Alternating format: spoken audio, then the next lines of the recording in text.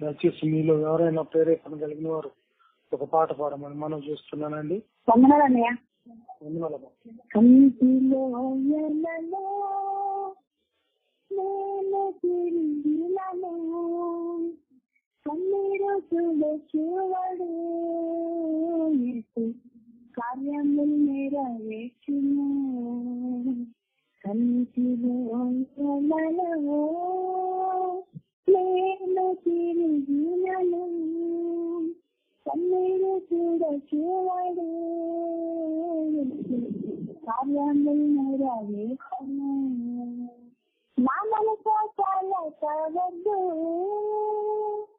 నీకు కావాలమద్దు, నీకోనే ఎల్లప్పుడు ప్రభుత్వ కాలము. నా మనసు చాలా కావద్దు, నీకు కావాలమద్దు, నీకోనే ఎల్లప్పుడు ప్రభుత్వ కాలము. కన్నీటిలో ఎలలో నేను తిరిగినను, కన్నీరు చూడడు కార్యములు నెరవేర్చును. ఈ తల్లి నిన్ను మరచిన ఆదరణ కరువైనా, చూడుమో ఆర చేతిలో ప్రభు నిన్ను చెప్పి ఉన్నాడు. ఈ తల్లి నిన్ను మరచిన ఆదరణ కరువైనా, చూడుమో ఆర చేతిలో ప్రభు నిన్ను చెప్పి ఉన్నాడు. నా మనసు కాలవద్దు, నీకు కావాలమద్దు, నీకోనే ఎల్లప్పుడు ప్రభు అందించగ కాలము. శ్రమైన బాధైనా, కరువైన కష్టమైన, హింసైన చేరైనా ప్రభు ప్రేమ ఎడబానిది. శ్రమైన బాధైనా, కరువైన కష్టమైన, హింసైన చేరైనా ప్రభు ప్రేమ ఎడబానిది. నా మనసు చాలా కావద్దు, నీకు కావాలమద్దు, నీకోనే ఎల్లప్పుడు ప్రభు అందించగ కాలము. దిక్కువలే నేను దాహంతో ఆలసినను, గట్టిగా తీర్చువాడు జీవజలనిచ్చును. దిక్కువలే నేను దాహంతో ఆలసినను, గట్టిగా తీర్చువాడు జీవజలనిచ్చును. నా మనసు చాలా కావద్దు, నీకు కావాలమద్దు, నీకోనే ఎల్లప్పుడు ప్రభు అందించగ కాలము.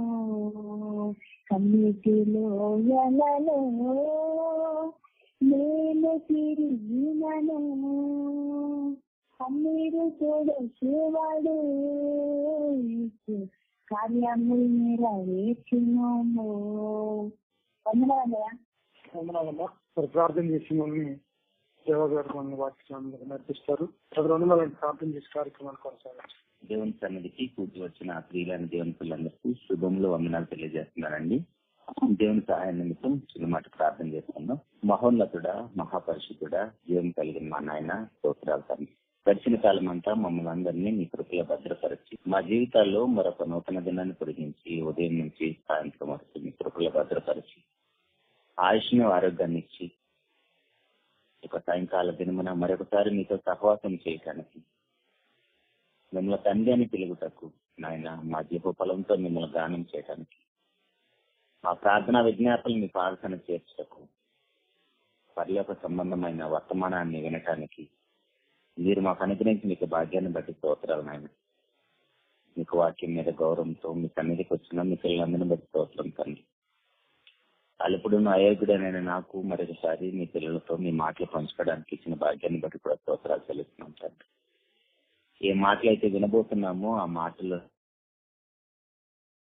తీసుకుని ఆ మాటలకు తగ్గట్టుగా మా జీవితాలను మీకు అనుకూలంగా మార్చుకుంటూ కృపను అనుగ్రహించమని, ఈ కార్యక్రమం అంతా మీ నామానికి మహిమకరంగా, మాకు రక్షణకరంగా మీరే దీవించి ఫలింప చేయమని మీకు ప్రియ కుమారుడు మా ప్రభు యేసుక్రీస్తు వారి పరిశుద్ధమైన ఉన్నతమైన ఘనమైన నామములన్నీ ప్రార్థించి అడిగి వేడుకుంటున్నాము తండ్రి. ఆమేన్. ప్రియ అధికారి సంగమా, మరొకసారి ఈ విధంగా మీతో కలుసుకొని ఈ రోజు మన పాఠం పేరు పరిశుద్ధత అంటే ఏమిటి. పరిశుద్ధత అంటే ఏమిటి? ప్రియ దేవుని సంగమా, ఆరిన నేల మీద ఉన్న ప్రతి తల్లి తండ్రి కూడా వారి బిడ్డలు వారికంటే గొప్పవారిగా, వారికంటే మంచివారిగా, సమాజంలో గొప్పవారిగా కనబడాలని ప్రతి తల్లి తండ్రి కోరుకుంటారు. అలా వారు కోరుకోవటం వెనుక వారేదో మంచివారని, వారేదో గొప్పవారని కాదు, కానీ మేము ఎలాగున్నా మా పిల్లలు మాత్రం చాలా గొప్పవారిగా సమాజంలో ఉండాలని మనుషులుగా మనం అందరం కోరుకుంటూ ఉంటాం. కానీ పరలోకపు తండ్రికి భూలోకంలో ఉన్న శరీర సంబంధమైన తండ్రికి తేడాను గమనిస్తే, బైబిల్ మీద కొద్ది గొప్ప అవగాహన ఉన్న ప్రతి ఒక్కరికి తెలిసిన విషయం ఏంటంటే, దేవుడు తన గురించి మాట్లాడుతున్న ప్రతిసారి ఏ విషయాన్ని చెప్పాలనుకున్నప్పుడు ఆయన మాట్లాడే మాట ఏంటంటే, నేను పరిశుద్ధుడను, నా పిల్లలైన మీరు కూడా పరిశుద్ధులుగా ఉండాలనేది దేవుని యొక్క కోరిక, దేవుని యొక్క ఆశ కూడా. దానికోసమే ప్రతిసారి మీరు పాత నిబంధన చదువుతున్నప్పుడు ఒక విషయాన్ని చెప్పటము, వెంటనే చివరిలో నేను పరిశుద్ధుని అంటాడు. మరొక విషయాన్ని ప్రస్తావిస్తాడు, మళ్ళీ చివరిలో నేను పరిశుద్ధుని అంటాడు. అంటే ఏంటి అర్థం? ఆయన అంత మహాపరిశుద్ధుడు కాబట్టి ఆయన పిల్లలు కూడా అలాగనే పరిశుద్ధులుగా, నిర్దోషులుగా ఉండాలనే జగత్తు పునాది వేయబడక మునిపే మనల్ని అందరినీ కూడా క్రీస్తు ప్రభువులు ఏర్పరచుకున్నాడని ఎఫెసీ పత్రిక 1వ అధ్యాయం 4వ వచనంలో చదువుకుంటాం. అంటే భూలోకంలో ఉన్న తల్లిదండ్రులకి, పరలోకంలో ఉన్న తండ్రి అయిన దేవునికి తేడాను గమనిస్తే, ఆయన పరిశుద్ధుడుగా ఉండి ఆయన పిల్లమైన మనము కూడా పరిశుద్ధులుగా ఉండాలనేది దేవుని కోరిక. కానీ భూలోకంలో ఉన్న తల్లిదండ్రులుగా మనం ఏం కోరుకుంటాం? ఎలాగో మనం పాడైపోయాము, కానీ నా పిల్లలన్నా బాగుండాలనుకుంటారు. దేవుని సంగమా, విత్తనం ఒకటేస్తే చెట్టు వేరేది వస్తుందండి. ఇక్కడ మరీ తప్పుగా ఆలోచించాల్సిన అవసరం లేదు, కానీ పెరుగుతున్న వాతావరణం సహవాస దోషం అంటారు. ఆ పెరుగుతున్న వాతావరణంలో చిన్ననాటి నుంచే తల్లిదండ్రులుగా మనము పిల్లలు ఎదిగేటప్పటి నుంచి, పిల్లలకు అన్ని విషయాలు తెలుస్తున్నప్పటి నుంచి చాలా భయభక్తులు కలిగి ఏ తల్లిదండ్రులు అయితే మాట్లాడతారో, వారికి క్రియలు ఉంటాయో, ఖచ్చితంగా వారి పిల్లలు కూడా అంతే గొప్పవారిగా ఎదుగుతారు. కానీ తల్లిదండ్రులుగా మనం చేస్తున్న తప్పు ఏంటంటే, పిల్లలకి ఏమీ తెలియదు, వారికి ఊహ లేదు, వారి పసిబిడ్డలు అనుకొని వాళ్ళ కళ్ళ ముందే వాళ్ళు వింటున్నప్పుడే చెడు మాటలు, అసభ్యకరమైన కార్యక్రమాలు చేయటం వలన అవి వాళ్ళ హృదయాల మీద పెద్ద పెద్ద అక్షరాలతో రాయబడతాయి. పిల్లలు తల్లి గర్భంలో 6వ నెల నుంచే ప్రతి విషయాన్ని కూడా వాళ్ళు గ్రహిస్తారని మనకు బైబిల్ చెప్తుంది. యోహాను గారి తల్లి, యేసుక్రీస్తు వారి యొక్క తల్లి, వారు మాట్లాడుకుంటున్నప్పుడు ఆ జరిగిన సందర్భం మనకు తెలుసు. యోహాను ద్వారా మాటలు విన్నప్పుడు గంతులు వేశారండి. అంటే తల్లి గర్భములో 6వ మాసము నుంచి ఆ బిడ్డగా ఎదుగుతున్న ఆ బేబీ ప్రతి విషయాన్ని గ్రహిస్తున్నప్పుడు ఇక పుట్టి పెరిగి 6 నేల మీదకి వచ్చిన తర్వాత ప్రతి మాటని వింటారు, ప్రతి క్రియను చూస్తారు, కాకపోతే బదులు చెప్పలేదు. కాబట్టి ఏ తల్లి అయినా తండ్రి అయినా బిడ్డల ముందు ఎంత పరిశుద్ధంగా బ్రతికితే వారు ఆటోమేటిక్ గానే ఆ పిల్లలు కూడా గొప్పవారిగా, పరిశుద్ధులుగా, నిర్దోషులుగా బ్రతుకుతారు. సరే, ఆ విషయాన్ని పక్కన పెడితే పరలోకపు తండ్రి ఆయన మాట్లాడుతున్న మాట, నేను పరిశుద్ధుడను, మీరు కూడా పరిశుద్ధులుగా ఉండాలని కోరుకుంటున్నాడు. ఇంతకీ అసలు పరిశుద్ధత అంటే ఏంటి? పరిశుద్ధత అంటే ఏంటి? పేతురు గారు రాసిన మొదటి పత్రిక మొదటి అధ్యాయం 14వ వచనంలో, పేతురు గారు రాసిన మొదటి పత్రిక మొదటి అధ్యాయం 14వ వచనంలో, నేను పరిశుద్ధుడనై ఉన్నాను గనుక మీరును పరిశుద్ధులై ఉండుడని వ్రాయబడి ఉన్నది. కాగా మీరు విధేయులకు పిల్లలై మీ పూర్వపు అజ్ఞాన దశలో మీకుండిన ఆశను అనుసరించి ప్రవర్తింపక మిమ్మల్ని పిలిచిన వాడు పరిశుద్ధుడై ఉన్న ప్రకారము మీరును సమస్త ప్రవర్తన యందు పరిశుద్ధులై ఉండుడి. దేవుని సంగమా, సమస్త ప్రవర్తన యందు ఎవరైతే దేవునికి పిల్లలుగా ఉండాలని ఆశపడి లోకాశలను, పూర్వపు అజ్ఞాన సంబంధమైన క్రియలను, అంధకార సంబంధమైన క్రియలను, లోకాశలను, అపవాదితో స్నేహాన్ని, సమస్తాన్ని విడిచిపెట్టి సంఘంలో చేర్చబడ్డారో వారందరూ కూడా సమస్త ప్రవర్తన యందు పరిశుద్ధులై ఉండాలి. 1, 2 కాదండి. వీలైతే టైం ఉంటే కొన్ని విషయాలను కూడా మనం గమనిద్దాం వాక్యాకారంగా. అయితే ఇక్కడ ఆయన మాట్లాడుతూ, నేను పరిశుద్ధులై ఉన్నాను కనుక 4వ వచనంలో, లేవికాండం 11:44వ వచనంలో, నేను మీ దేవుడనైన యెహోవాను, నేను పరిశుద్ధుడను కనుక మీరు పరిశుద్ధులై ఉండినట్లు మిమ్మును మీరు పరిశుద్ధపరచుకునవలెను. నేల మీద ప్రాకు జీవరాశుల దేని వలనని మిమ్మును మీరు అపవిత్రపరచుకొనకూడదు. నేను పరిశుద్ధుడిని కాబట్టి మీరు కూడా పరిశుద్ధులుగా ఉండాలని దేవుని కోరుతారు. అయితే ఇక్కడ మనం గమనించవలసిన విషయం ఏంటంటే, ఇంతకీ పరిశుద్ధత అంటే ఏంటి? దేవుడు ఆయన పరిశుద్ధుడు కాబట్టి ఆయన పిల్లలమైన మనం కూడా పరిశుద్ధులుగా ఉండాలని, ఆ పరిశుద్ధులుగా కూడా ఎలా ఉండాలని చెప్తున్నాడు అంటే సమస్త ప్రవర్తన యందు. అక్కడ నువ్వు ఏ విషయాలు రాసుకుంటావో నీ ఇష్టమని దేవుడు ఆ స్వేచ్ఛను కూడా మనకి ఇచ్చాడు. ఎందుకంటే క్రైస్తవులుగా మనము కొన్ని విషయాలు బాగా పాటిస్తాం, కొన్ని విషయాలు అసలు పట్టించుకొని కూడా పట్టించుకోం, అసలు అది పాపంగా కూడా ఎంచాం. ఉదాహరణకు మనము అబద్ధం ఆడటం, చిన్న అబద్ధమే కదండి, నేను అబద్ధం ఆడటం వల్ల అవతల వాళ్ళకి ఎవరికి నష్టం జరగలేదు కదా అని అనుకుంటాం. అబద్ధం ఆడటం వలన నీ పరిశుద్ధతను కోల్పోతున్నావు. ఇంకా దారుణమైన విషయం ఏంటంటే నీ తండ్రినే మార్చేసుకుంటున్నావు. యోహాను సువార్త 8:44 వచనంలో, అబద్ధమునకు జనకుడు అపవాది. మనం అబద్ధం ఆడుతున్నామంటే ఆటోమేటిక్ గా మన తండ్రినే మార్చేసుకుంటున్నాం. నేను ఇదిగో పరలోకపు తండ్రి కుమారుని కాదు, ఇదిగో నేను అపవాది కుమారుణ్ణి, కుమార్తెనని ఇండైరెక్ట్ గా మన గురించి మనమే రుజువు చేసుకుంటున్నాం. సో అలాంటప్పుడు మనం అబద్ధం ఆడొచ్చండి.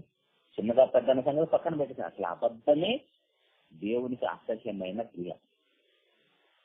కాబట్టి ప్రియ దేవుని సంగమా, దేవుడు ఏమంటున్నాడంటే నేను పరిశుద్ధుని కాబట్టి మీరు పరిశుద్ధులే ఉండాలని చెప్తున్నాడు. అయితే పరిశుద్ధత అంటే ఏంటో ఒక విషయాన్ని చూద్దాం.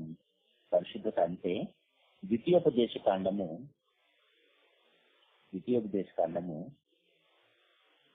23వ అధ్యాయము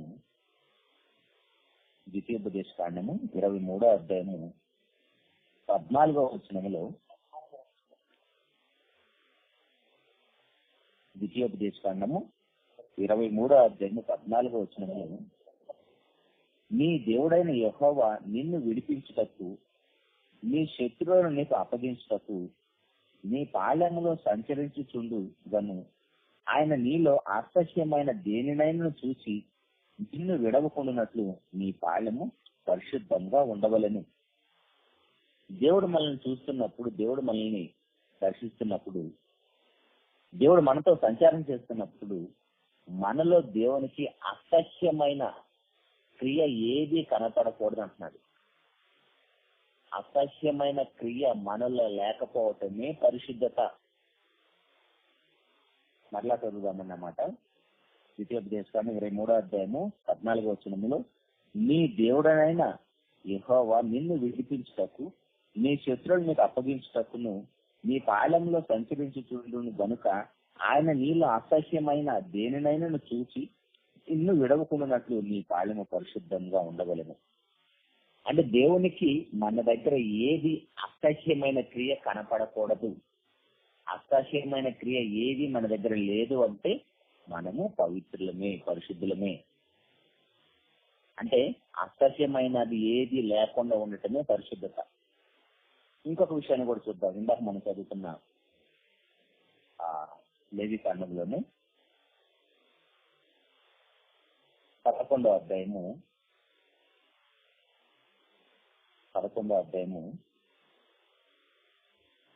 43వ వచనం నుండి 11వ అధ్యాయం 43వ వచనం నుండి, త్రాకు జీవరాశుల్లో దేనినైనా తిని మిమ్మిని మీరు హేయపరచుకొనకూడదు. వాటి వలన అపవిత్రులు అగునట్లు వాటి వలన అపవిత్ర కలగజేసుకొనకూడదు. నేను మీ దేవుడైన యెహోవాను, నేను పరిశుద్ధుడును. కానీ 43వ వచనం ఏమంటున్నాడు? త్రాకు జీవరాశుల్లో దేనినైనా మీరు తిని మిమ్మల్ని మీరు హేయపరచుకొనకూడదు, మిమ్మల్ని మీరు అపవిత్రపరచుకొనకూడదు, నేను పరిశుద్ధుని అంటున్నాడు. అంటే అపవిత్రమైనది లేకుండా ఉండటమే పరిశుద్ధత. అంటే చిన్న పదార్థాల వల్ల కూడా మనం అపవిత్రమైపోతామా? ఎందుకు లోపలికి వెళ్ళే దాని వల్ల మనం ఎలా అపవిత్రం అయిపోతాం అనుకుంటాం. ఆల్రెడీ మార్క్స్ వార్త 7వ అధ్యాయంలో 20వ వచనంలో మనుషుని లోపల నుండి బయలు వెళ్ళినది మనుషుని అపవిత్రపరచును. అంటే మనుషుల్లో ఏదైనా బయటకు వస్తుంటే ఆ మనుషుని లోపల నుండి వచ్చేది మనుషుని అపవిత్రపరుస్తుంది, మనుషుని లోపలికి వెళ్ళేది అపవిత్రపరచదు అనుకుంటున్నాం. అతని ఈ వాక్యము వ్యతిరేకమని కాదు, కానీ పాత నిబంధన కాలంలో ధర్మశాస్త్ర సంబంధులకి, ఇశ్రాయేలు జనాంగానికి దేవుడిచ్చిన ఆజ్ఞలలో ఒకటి ఏంటంటే, మీరు అన్యులు భుజించే ఏ ఆహార పదార్థాలను తిని కూడా మిమ్మల్ని మీరు అపవిత్రపరచుకోకూడదనేది దేవుని యొక్క చట్టం. మనకు రుజువు కోసం ఒక విషయాన్ని చూద్దామని ఒక సందర్భాన్ని. అదేంటంటే దానియేలు గ్రంథం. తినే ఆహార పదార్థాల వల్ల కూడా మనం అపవిత్రం అయిపోతామనే సందర్భాన్ని ఒకసారి జ్ఞాపకం చేసుకుంటే, దానియేలు గ్రంథము 1వ అధ్యాయము 8వ వచనంలో, దానియేలు గ్రంథము 1వ అధ్యాయము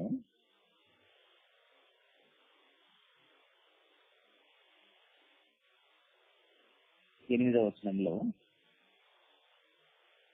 రాజు భుజించు భోజనమును పానము చే ద్రాక్షారసమును పుచ్చుకొని తన్ను అపవిత్రపరచుకొనకూడదని దానియేలు ఉద్దేశించి. ఇప్పుడు బబులోను రాజ్యానికి దానియేలు, షడ్రక్, మేషక్, అబేద్నెగోలు, అననీయ, మిషాయేల్, అజర్యా వారి యొక్క ఒరిజినల్ పేర్లు. వారు ఆల్రెడీ ఆ యొక్క బానిసలుగా ఆ దేశానికి వెళ్లిపోయిన తర్వాత వారికి ఉన్న తెలివితేటలను బట్టి, వారికి ఉన్న చురుకుదనాన్ని బట్టి వీరు వారి రాజ్యంలో ఏమైనా పనికొస్తారేమో అనుకొని రాజుగారు భుజించే ఆహారాన్ని వారికి పెట్టమని, ఆ దేశంలో ఉన్న వారికి పెట్టే ఆహార పదార్థాలతో పాటు ఈ నలుగురు కూడా ఇలాంటి ఆహార పదార్థాలు పెట్టమని రాజుగారు ఆజ్ఞాపించడం వలన ఆ నపుంసకుల అధిపతి వాళ్ళకి ఆహారాన్ని పెట్టడానికి సిద్ధపడతారు. అయితే దానియేలు గారికి మరి ధర్మశాస్త్రం మీద ఎంత పట్టుందో ఏమో తెలియదు, కానీ రాజుగారు తినే ఆహార పదార్థాలు తిని మేము అపవిత్రపరచుకోనకూడదు, మమ్మల్ని మేము అపవిత్రపరచుకోనకూడదు, ఎందుకంటే మేము పరిశుద్ధ జనాంగం. పరిశుద్ధ జనాంగం అంటే ఒక మాటలో చెప్పాలంటే పరిశుద్ధులు అంటే ప్రత్యేకించబడిన వారు. పరిశుద్ధులు అంటే ప్రత్యేకించబడిన వారు. పరిశుద్ధత అంటేనేమో అసహ్యమైనది, అపవిత్రమైనది లేకుండా ఉండటము పరిశుద్ధత. పరిశుద్ధులు అంటేనేమో ప్రత్యేకించబడిన వారు. సో ఇలా ప్రత్యేకించబడిన జనాంగంగా ఉన్న మేము రాజుగారు తినే భోజనము, ఆయన తాగే పానీయాలు తిని మమ్మల్ని మేము అపవిత్రపరచుకోకూడదని సున్నితంగా ఆహార పదార్థాలను తిరస్కరించాడండి. అతి ప్రియ దేవుని సంగమా, మనం జాగ్రత్తగా ఏ మాటలైతే వింటున్నామో ఆ మాటలోని భావాన్ని అర్థం చేసుకుంటే తింటున్న ఆహార పదార్థాల వల్ల కూడా అపవిత్రులైపోతారనేది ఇశ్రాయేలు జనాంగం అనుకున్న ఆజ్ఞ. దానికోసమే మనలో దేవుడు చూస్తున్నప్పుడు అసహ్యమైన, అపవిత్రమైనది ఏదైనా కనపడితే దాన్ని వెంటనే సరి చేసుకోవాలి.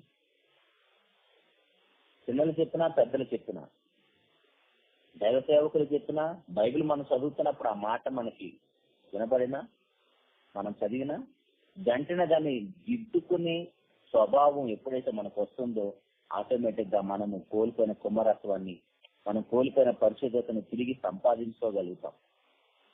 కానీ క్రైస్తవులుగా మనకున్న చెడు అలవాటు, అతి పెద్ద చెడు అలవాటు ఏంటంటే చెప్పేవాడు బాగున్నాడా అంటారు, ఎవరు బాగున్నారంటారు, నేను వాళ్ళకంటే బాగున్నానంటారు. నేను వాళ్ళకంటే బాగున్నానంటే అర్థం ఏంటి?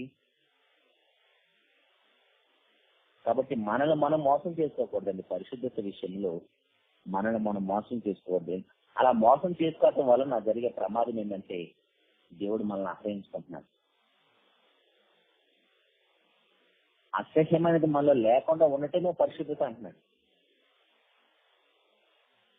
అంటే దేవుడు మాట్లాడుతున్న ప్రతిసారి నేను పరిశుద్ధుడిని అంటాడు. ఏ కొటేషన్ చదివిన కింద ఆయన సైన్ చేసినట్టుగా ఇదిగో నేను పరిశుద్ధుని అంటాడు. అంటే అర్థం ఏంటి? దేవుని దగ్గర ఏది ఎక్కడ కూడా అసహ్యమైన, అపవిత్రమైనది ఏది మనకి కనబడదు.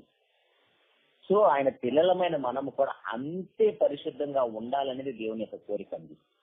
అందుకోసమే ఇన్ని జాగ్రత్తలు చెప్తున్నాడు, ఇంత తర్ఫీదిస్తున్నాడు, ఇంత మహా విశ్వాన్ని మన కోసం ధారాదత్తం చేసి మనకు సేవ చేపిస్తున్నాడు.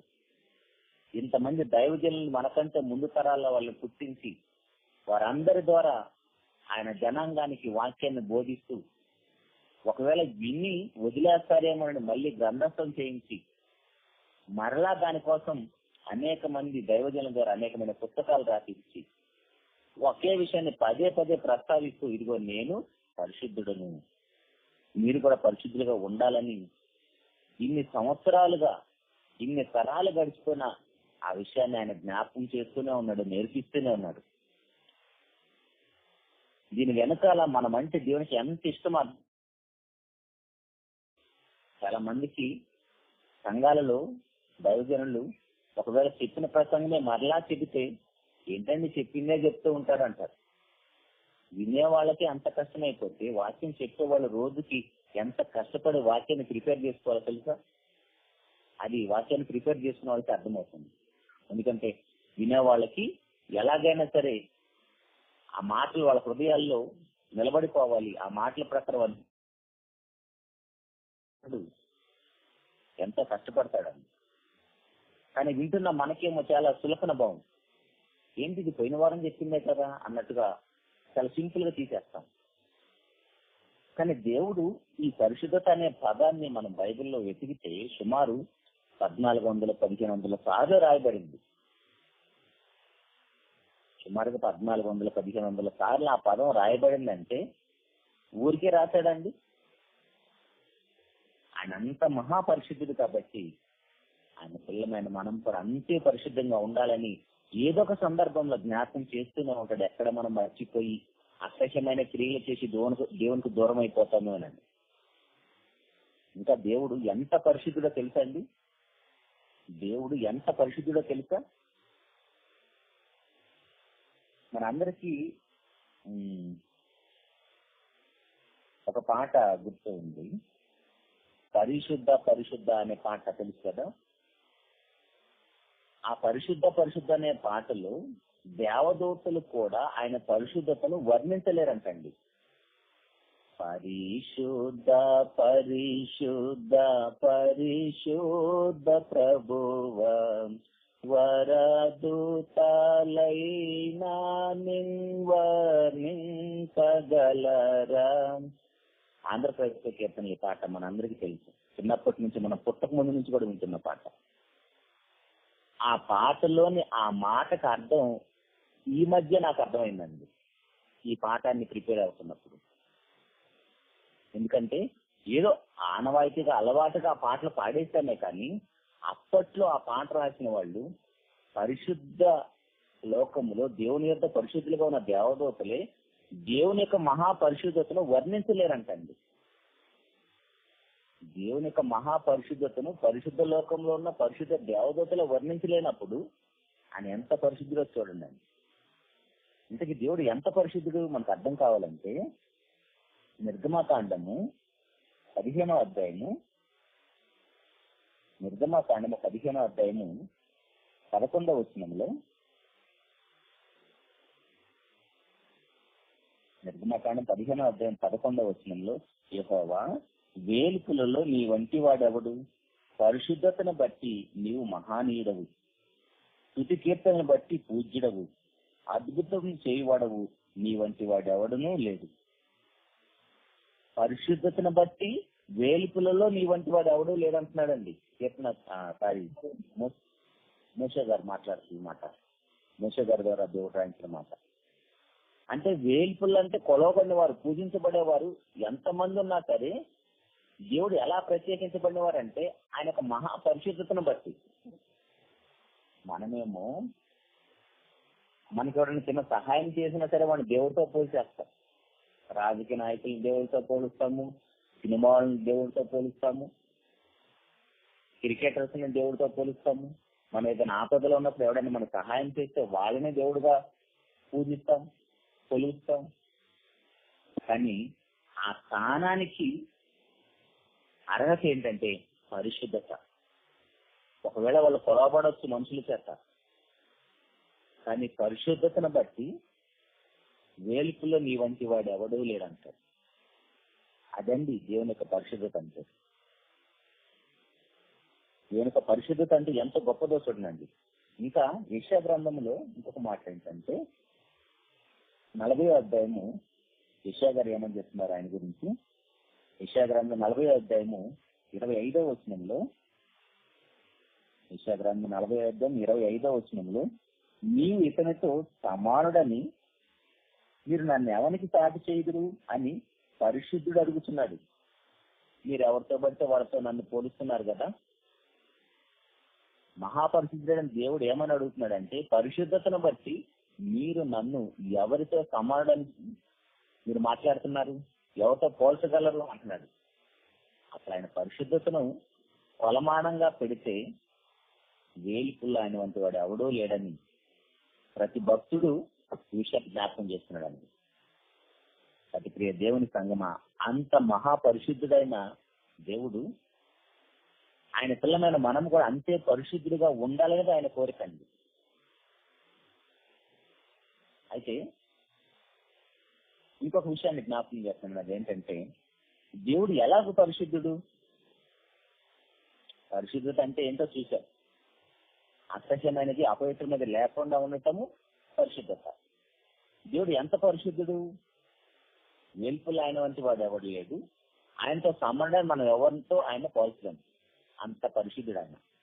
అయితే దేవుడు ఎలాగ పరిశుద్ధుడు? బయట మనకి కొన్ని ప్రశ్నలు కూడా ఎదురవుతూ ఉంటాయి కదా.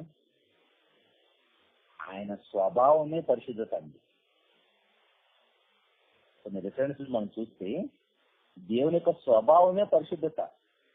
అంటే ఆయన స్వభావానికి వ్యతిరేకంగా ఆయన ఏమీ చేయడు, ఎందుకంటే ఆయన గురించి ఆయనకు బాగా తెలుసు. యోబు గ్రంథము 34వ అధ్యాయము, యోబు గ్రంథం 34వ అధ్యాయము 10వ వచనంలో, యోబు గ్రంథం 34వ అధ్యాయం 10వ వచనంలో, విజ్ఞానం గల మనుషులారా నా మాట ఆలకించుడి. దేవుడు అన్యాయం చేయుట అసంభవం, సర్వశక్తుడు దుష్కార్యం చేయుట అసంభవం. ఆయన స్వభావం ఏంటంటే ఆయన అన్యాయం చేయడు, ఆయన దుష్కార్యం అనేది చేయడు, ఎందుకంటే అది ఆయన క్యారెక్టర్ కాదు.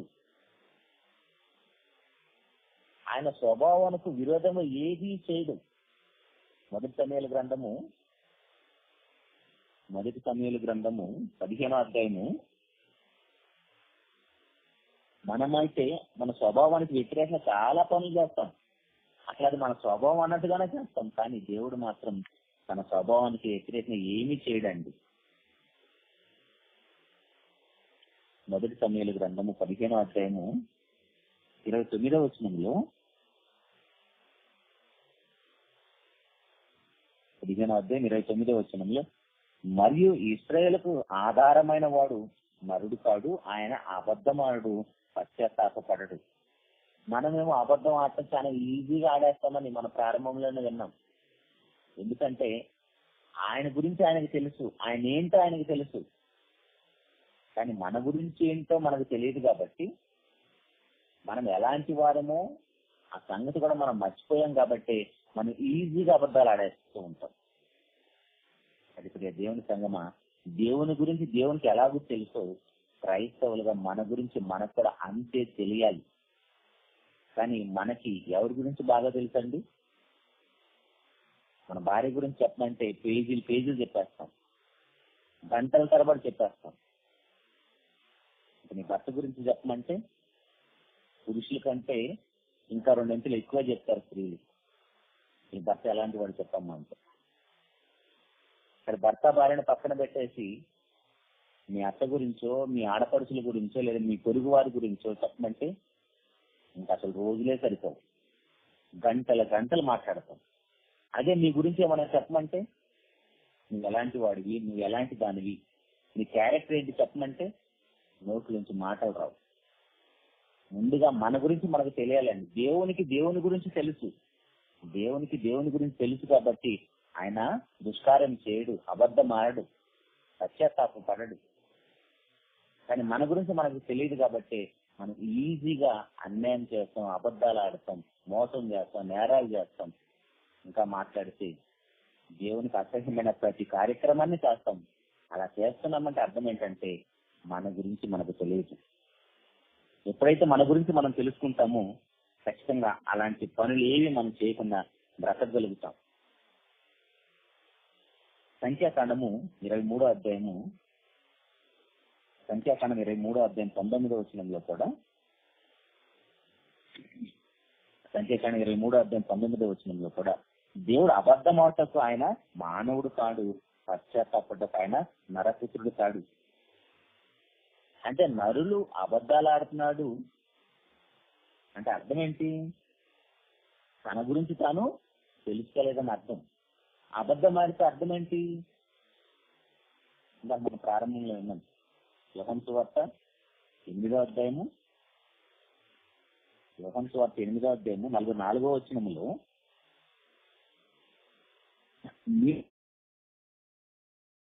మీ తండ్రి దురాశను నెరవేర్చగోరుచున్నాడు. ఆది నుండి వాడు నరహంతకుడు అయి ఉండి సత్యమందు నిలిచిన వాడు కాడు, వాని యందు సత్యమే లేదు. వాడు అబద్ధం ఆడినప్పుడు తన స్వభావం అనుసరించి మాట్లాడు. వాడు అబద్ధికుడును అబద్ధములకు జనకుడునై ఉన్నాడు. వాడి స్వభావానికి వ్యతిరేకంగా ఏది చేయడు అపవాది. ఎందుకంటే తన స్వభావం, తన క్యారెక్టర్ అది కాబట్టి వాడు అన్ని అలాంటి పనులే చేస్తాడు. ఇప్పుడు మరి మనం కూడా అబద్ధం ఆడుతున్నామంటే అర్థం ఏంటి? మన స్వభావం కూడా అపవాది స్వభావమేనని.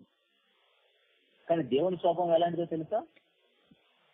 దేవుని స్వభావం ఎలాంటిది? తిమోతి గారికి రాసిన 2వ పత్రిక, పౌలు గారు తిమోతి గారికి రాసిన 2వ పత్రిక 2వ అధ్యాయము 13వ వచనంలో, మనము నమ్మదగని వారమైనను ఆయన నమ్మదగిన వాడుగా ఉండును. ఆయన తన స్వభావానికి విరోధంగా ఏది చేయలేడు. తన స్వభావానికి వ్యతిరేకంగా ఏది చేయలేడంటే, ఒకవేళ దేవుడు కూడా చేయలేనిది భూమి మీద ఏదైనా ఉంది అంటే తన స్వభావానికి వ్యతిరేకంగా ఏది చేయదు. ఎందుకంటే తన గురించి తనకు 100% తెలుసు కాబట్టి. ఎప్పుడైతే తన గురించి తనకు 100% తెలుస్తుందో మనుషులకు కూడా తన స్వభావానికి వ్యతిరేకంగా ఏది చెయ్యలేడు మనుషుడు కూడా. మన గురించి మనకు తెలియదు కాబట్టి మన స్వభావానికి వ్యతిరేకంగా ఏదైనా మనం చేసేస్తూ ఉంటాం. ప్రియ దేవుని సంగమా, ముందు మన గురించి మనం తెలుసుకోవాలి. మన గురించి మనం తెలుసుకోవాలంటే మన తండ్రి గురించి మనకు తెలియాలి. ఎప్పుడైతే మన తండ్రి గురించి మనకు తెలుస్తుందో ఆ తండ్రికి తనయులుగా, ఆ తండ్రికి పిల్లలుగా మనం ఎలా ఉండాలో మనకు అర్థమవుతుంది. అప్పుడు ఏవైతే మనకు లోపాలుగా కనబడుతున్నాయో ఆ లోపాలన్నీ మనం సరి చేసుకుంటాం. అప్పుడే ఆయనకు పిల్లలుగా మనం పరిగణించబడతాం. సో ఇప్పుడు అలా మనం దేవునికి పిల్లలుగా పరిగణించబడాలంటే అంత ఈజీ అండి. ఎందుకంటే తిరిగి పెద్దలు అయినప్పటి నుంచి, అంటే వయసు మన మీద పడుతున్న కొద్దీ మనం తిరిగిన వాతావరణం అంతా కూడా కలుషితమైపోయిన వాతావరణం. ఇంట్లో మాట దగ్గర నుంచి క్రియలు అన్ని పాడైపోయినాయి. అట్లనే సమాజంలోకి, లోకంలోకి వెళితే ఇంకేమైనా బాగుందంటే మరీ దారుణం. మరి ఇలాంటి పరిస్థితులు మనము దేవునికి అసహ్యమైన క్రియలు చేయకుండా ఎలా బ్రతకగలుగుతాం? అలా మనం బ్రతకలేమని మనకి సహాయంగా దేవుడు మనం బాప్తిసం పొందినప్పుడు పరిశుద్ధాత్మని మనకు అనుగ్రహించాడని. ఆయన కూడా పరిశుద్ధుడే. ఇప్పుడు మనం పరిశుద్ధులుగా బ్రతకాలంటే పరిశుద్ధుడైన ఆ పరిశుద్ధాత్ముడు మనకు సహాయం చేస్తాడు. ఎందుకంటే ఆయన దగ్గర దేవునికి అసహ్యమైన క్రియలు ఏవి ఉండవు. ఎందుకంటే ఆయన పేరే పరిశుద్ధుడు, ఆయన పేరే పరిశుద్ధాత్మ. ఆ పరిశుద్ధాత్ముడు ఎప్పుడైతే మనలోకి వస్తాడో, పరిశుద్ధాత్మ అనే వరం మనం పొందుకుంటామో, మనం ఆటోమేటిక్ గా పరిశుద్ధతలోకి అడుగులు వేస్తూ ఉంటాం. ఏమండి, బాప్తిసం పొందటం మాత్రమే పరిశుద్ధత అయిపోవండి. ఈ మధ్య నాకు కూడా అలాంటి అనుభవం ఒకటి ఎదురైంది. నేను బాప్తిసం ఇచ్చేసాను, బాప్తిసం పొందారు కాబట్టి పరిశుద్ధులేనండి. అది సంఘములకు అడుగు పెట్టడానికి అర్హత. స్వభావం మారిపోయిందా వెంటనే ఇప్పుడు నీళ్ళలో నుంచి ఒడ్డుకు అడుగు పెట్టామండి, మన స్వభావం ఏమైనా మారిపోయిందా? మన క్రియలు ఏమైనా మారిపోయాయా? ఆటోమేటిక్ గా మనం అలవాటు చేసుకోవాలి. అందుకే అంధకారకమైన అధికారంలోంచి అక్కడ మనం చదువుకున్న మాట విన్నాక పేతురు గారు రాసిన మొదటి పత్రికలో 14వ వచనంలో, మొదటి పేతురు పత్రిక మొదటి అధ్యాయం 14వ వచనంలో, నేను పరిశుద్ధులై ఉన్నాను గనుక మీరును పరిశుద్ధులై ఉండండి రాయబడినది. కాగా మీరు విధేయులకు పిల్లలై మీ పూర్వపు అజ్ఞాన దశలో పుణ్య ఆశను అనుసరించి ప్రవర్తింపక మిమ్మల్ని పిలిచిన వాడు పరిశుద్ధుడై ఉన్న ప్రకారం మీరును సమస్త ప్రవర్తన యందు పరిశుద్ధులై ఉండుడి. ఎప్పుడైతే బాప్తిసం పొందామో, బాప్తిసం పొందిన తర్వాత మీరు దేవునికి విధేయులకు పిల్లలు అవ్వాలంటే మీ పూర్వపు అజ్ఞాన దశలో మీకుండిన ఆశను అనుసరించకుండా మనం బ్రతకాలి. ఆటోమేటిక్ గా మనకి నూతన స్వభావం రావాలి. బాప్తిసం పొందిన వెంటనే తీతు పత్రికలో 3వ అధ్యాయము 14వ వచనంలో, బాప్తిసం పొందిన వెంటనే మనకి నూతన స్వభావం రావాలి. 3వ అధ్యాయము 5వ వచనంలో, తీతు గారికి రాసిన పత్రిక 3వ అధ్యాయం 5వ వచనంలో, మనం నీతిని అనుసరించి చేసిన క్రియల మూలంగా కాక తన కనికరము చొప్పున పునర్జన్మ సంబంధమైన స్నానము ద్వారాను పరిశుద్ధాత్మ మనకు నూతన స్వభావం కలుగుచేయట ద్వారాను మనలను రక్షించను. రక్షణ అనేది కూడా 3 రకాలుగా జరుగుతుందండి. రక్షణ అనేది కూడా మనం బాప్తిసం పొందిన వెంటనే మనకు రక్షణ వచ్చేది.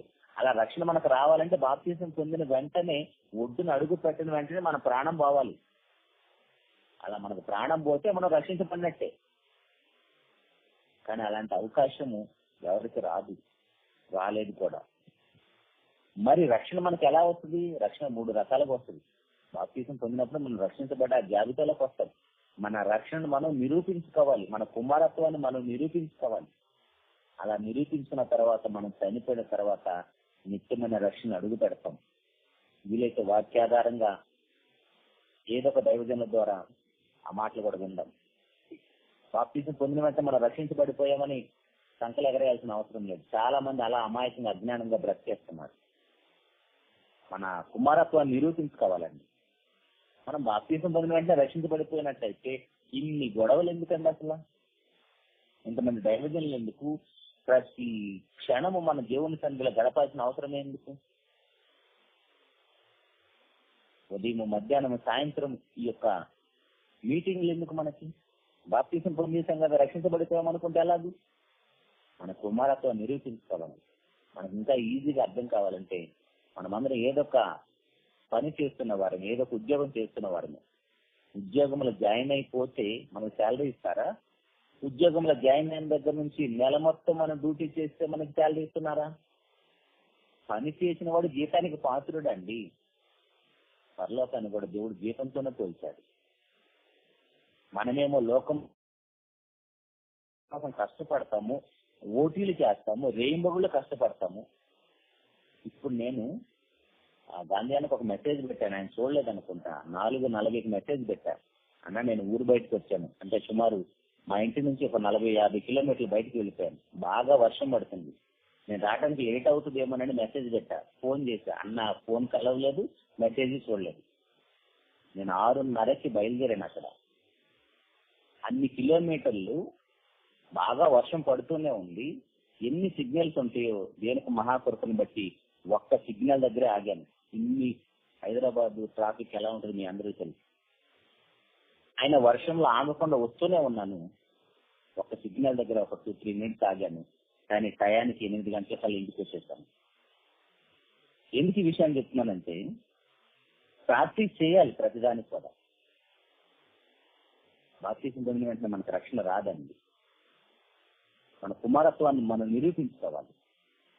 అయితే ప్రియ దేవుని సంగమా, పరిశుద్ధాత్ముడు మనకి ఎలా నడిపిస్తాడంటే, రోమపత్రిక 8వ అధ్యాయం 14వ వచనములో, దేవుని ఆత్మ చేత ఎందరూ నడిపించబడుదురో వారందరూ దేవునికి కుమారుల ఇంద్రు. దేవుని ఆత్మ చేత మనం నడిపించబడాలంటే ముందు ఆయన మనలోకి రావాలి కదా. ఆయన మనలోకి వచ్చినప్పుడే ఆయన పరిశుద్ధాత్ముడు మనకి దేవునికి కుమారులుగా మనం నడిపిస్తాడు. దేవుని ఆత్మ చేత ఎందరు నడిపింపబడుదురో వారందరూ దేవునికి కుమారులై ఉందరు. ఎలా కుమారులు అవుతారు? ఎలాగనగా మరలా బయటకు మీరు దాస్యపాత్మను పొందలేదు గాని దత్తపుత్రాత్మను పొందితిరి. ఆత్మ కలిగిన వారమై మనము అబ్బా తండ్రి అని మొరపెట్టుచున్నాము. మనం దేవుని పిల్లలమని ఆత్మ తానే మన ఆత్మతో కూడా సాక్ష్యం ఇస్తున్నాడు. మనం పిల్లలమైతే వారసులము, అనగా దేవుని వారసులము. క్రీస్తుతో కూడా మహిమ పొందుటకు ఆయనతో శ్రమ పడిన ఎడల క్రీస్తు తోటి వారసులము. కండిషన్ ఇక్కడ కూడా ఏంటి? క్రీస్తుతో కూడా మనం కూడా శ్రమ పడాలి. ఏం శ్రమ పడాలి? కుటుంబ పోషణ మీద మనం చేసిన శ్రమలు కాదండి. అపోస్తులు ప్రభువారు పడిన శ్రమలన్నీ కూడా ఒక పాపిని రక్షించడం కోసం. ఒకటి, వారు పాపములో పడిపోకుండా పాపంతో ఫైట్ చేయటం, అపవాదితో ఫైట్ చేయటం. సులువుగా చిక్కులు పెట్టే పాపాలు వారు పడిపోలేదు మనలాగా. ముందు వారిలో వారికే పోరాటం. శరీరం ఒకటి కోరుకుంటుంది, ఆత్మ ఒకటి కోరుకుంటుంది. అది మహా పెద్ద పోరాటం. అది మనలో ఎంతమందికి ఉందో వ్యక్తిగతంగా మనకే తెలుసు. నాకు ఏ టెన్షన్ లేదండి, ఏ ప్రాబ్లమ్స్ లేవండి, దేవునికి మహాకృప బట్టి చాలా హ్యాపీగా ఉన్నానంటే నువ్వు ప్రమాదంలో ఉన్నావని అర్థం. క్రైస్తవుడికి ఎప్పుడు పోరాటమే. ఏంటి ఆ పోరాటము? మన శరీరం ఒకటి కోరుకుంటుంది, ఆత్మ ఇంకోటి కోరుకుంటూ ఉంటది. శరీరం ఏమో భౌతిక సంబంధమైన వాటిని కోరుకుంటుంటది, ఆత్మ సంబంధమైన వాటిని కోరుకుంటుంది. ఈ రెండింటికి అసలు పడదు. అప్పుడు మనకు పోరాటమే కదా. ఆ పోరాటాన్ని జయించి ఆ శరీరాన్ని లోపరుచుకుని నలగొట్టి లోపరుచుకున్నాడంట పౌలు గారు. ఎందుకు? శరీరాన్ని నలగొట్టకపోతే అది లోపడదా మనకి? అది మన మీద పెత్తనం చేస్తుంది. మన ప్రభువారు కూడా తన శరీరాన్ని సిలువకు ఎక్కించటానికి ఆ శరీరం ఒప్పుకోలేదు. నాయన తండ్రి నీ చిత్తమైతే గిన్నెను అగ్ని నుంచి తొలగించమని తండ్రిని వేడుకున్నాడు ప్రభు, మనకు తెలుసు ప్రార్థనలో, సిలువ ఎక్కడానికి ముందుగా. తర్వాత దేవదూతలు వచ్చి ఆయన ప్రార్థన చేయటం వలన ఆయన శరీరం ఆయనకు లోబడింది. తర్వాత శిలువ మరణం పొందటానికి ఇక పదండి సిద్ధమైన నా శరీరం అని ఆయన శిష్యులను వెంట పెట్టుకుని వెళ్తాడు. అదే కోణంలో అపోస్తులైన పౌలు గారు కూడా అందరికీ సువార్త ప్రకటించిన తర్వాత నేను ఎక్కడ భ్రష్టునైపోతానేమోనని ప్రతిరోజు తన శరీరాన్ని నలగొట్టుకుంటున్నాడంటండి. శరీరాన్ని నలగొట్టుకోవటం అంటే ఇదిగో శరీరం ఒకటి కోరుకుంటుంది, ఆత్మ ఇంకోటి కోరుకుంటుంది. ఆ రెండింటి మధ్య పోరాటం. అందుకే ఆయన ఇదే రోమపత్రికలో అయ్యో నేనంతా దౌర్భాగ్యుడను పక్క పేజీలోనే 7వ అధ్యాయము 24వ వచనంలో పౌలు గారు ఏమంటున్నాడు చూడండి. రోమపత్రిక 7వ అధ్యాయం 24వ వచనంలో దౌర్భాగ్యుడను ఇట్టి మరణంకు లోనగు శరీరం నన్ను ఎవడు విడిపించును? ఎందుకు ఆ మాట మాట్లాడుతున్నాడు? ఎందుకు ఆ మాట మాట్లాడుతున్నా తన శరీరం అంత పోరాటం జరుగుతుంది. పైన ఏమంటాడంటే నేను చేయాలనుకున్న మేలు చేయలేక చేయకూడని కీడే చేస్తున్నాడు. ఎందుకంటే పాపమునకు అప్పగించబడిన వాళ్ళ పరిస్థితి ఎలా ఉంటుందని చెప్తున్నాడు. ఆయన చేస్తున్నాడని కాదండి. ఎవరైతే పాపానికి తన శరీరాన్ని అప్పగెట్టుకుంటారో వారు అలాంటి కార్యక్రమాలు చేస్తారని చెప్తున్నాడు. కాబట్టి ప్రియ దేవుని సంగమా, ఇలాంటి విషయాలన్నిటిలో నుంచి మనం బయటపడాలంటే, మనం పరిశుద్ధులుగా బ్రతకాలంటే ప్రభువారు తన శరీరాన్ని ఎలా లోపరుచుకున్నాడు, అపోస్తలుడైన పౌలు గారు తన శరీరాన్ని ఎలా లోపరుచుకున్నాడు, మనం కూడా మన శరీరాన్ని అలా లోపరుచుకుంటే మనం కూడా పరిశుద్ధులుగా బ్రతకగలం. ఇవన్నీ జరగాలంటే మనలోనికి పరిశుద్ధాత్మ రావాలి. అందుకే చాలా మంది దైవజనులు మీ యొక్క బాప్తీసాన్ని చెక్ చేసుకోమని చెప్తున్నారు. కారణం ఏంటంటే మనం వెళ్లే బస్సు మన ఊరికే వెళుతుందా, పక్క ఊరికి వెళుతుందా? బస్సులో కూర్చున్నప్పుడైనా మనం చెక్ చేసుకోవాలండి. కండక్టర్ వచ్చి టికెట్ అడుగుతాడు, ఏ ఊరండి మీరంటే, నువ్వు నర్సాపేట వెళ్ళాలండి, మా ఊరు నర్సాపేట. నర్సాపేట టికెట్ ఇవ్వమన్నాం అనుకోండి, అది నర్సాపేట పోయే బస్సు కాదు, కర్నూలు వెళ్ళే బస్సు అనుకోండి.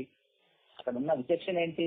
ఓహో ఇది మా ఊరు బస్సు కాదా, మా ఊరు బస్సు కాదని దిగేసి మన ఊరు వెళ్ళే బస్సు ఎక్కాలి. అది విచక్షణ జ్ఞానం. నేను ఏదో బాప్తీసం పొందేశాను, అయిపోయింది. నాలో పరిశుద్ధాత్ముడు ఉన్నాడో లేదో కూడా తెలియదు. ఒకవేళ మనలో పరిశుద్ధాత్ముడు వస్తే ఆ పరిశుద్ధాత్ముడు మనల్ని పరిశుద్ధంగానే నడిపిస్తాడు. దేవునికి అసహ్యమైన క్రియలు ఏవి కూడా మనం చేయమండి. దేవునికి అసహ్యమైన క్రియలు ఏవి కూడా మనం చెయ్యం. ఎందుకంటే ఆయన పరిశుద్ధుడు. ఆ పరిశుద్ధుడు మనలో ఉన్నాడు. ఆ పరిశుద్ధుడు ఏం చేస్తున్నాడు? దేవునికి వారసులుగా మనల్ని నడిపిస్తున్నాడు. మనం చేయి పట్టుకొని, ఇదిగో నీ తండ్రి ఇలాంటి వాడు, నువ్వు ఇలాంటి పనులు చేయకూడదు అని ఆయన మనం చేయి పట్టుకొని నడిపిస్తుంది, మనం గైడ్ చేస్తూ ఉంటాడు ఆయన. ఇప్పుడు ఇవన్నీ జరగాలంటే మనకు పరిశుద్ధాత్మ రావాలి. కారణం ఏంటంటే వాక్యం చెబుతున్న వారిలో కూడా, సంఘాలు నడిపిస్తున్న వారిలో కూడా చాలా వారి యొక్క క్రియలు గమనిస్తే నిజంగా వీళ్ళ పరిశుద్ధాత్ముడు ఉన్నాడా లేడా అనిపిస్తుంది. న్యూస్ మీడియా మనం చూస్తున్నప్పుడు కొంతమంది సేవకులు వారు చేస్తున్న దారుణాలు అన్ని కాదు, దేవుని పేరు చెప్తున్న సంఘాలను మనుషులు మోసం చేస్తున్నవారు. మరి వాళ్ళ పరిశుద్ధాత్ముడు ఉన్నట్టేనా, దురాత్మ ఉన్నట్ట? దేవుని పేరు చెప్పుకొని దేవుని ప్రజలను, సంఘాలను మోసం చేస్తున్నారు, పాడు చేస్తున్నారు. కాబట్టి ఆ విశేషణ కూడా మనకు ఉండాలి. మీరు ఏం వింటున్నారో జాగ్రత్తగా చూసుకోండి అని ప్రభు వారు మాటలని మనకు తెలియాలి.